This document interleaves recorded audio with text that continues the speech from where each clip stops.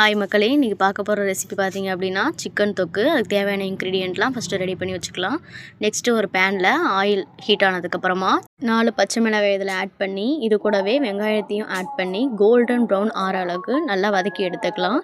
Next நம்ம cut பண்ணி வச்சுருக்க தக்காளியும் இதில் ஆட் பண்ணி, இது ரெண்டுத்தையும் நல்லா மிக்ஸ் ஆகிற அளவுக்கு நல்லா வதக்கி எடுத்துப்போம். வெங்காயம் தக்காளி நல்லா வதங்கினதுக்கப்புறமா அது கூடவே நம்ம வாஷ் பண்ணி வச்சுருக்க சிக்கனை ஆட் பண்ணிப்போம். வெங்காயம் தக்காளி கூட நல்லா சிக்கன் நல்லா வதக்கி எடுத்துக்கலாம்.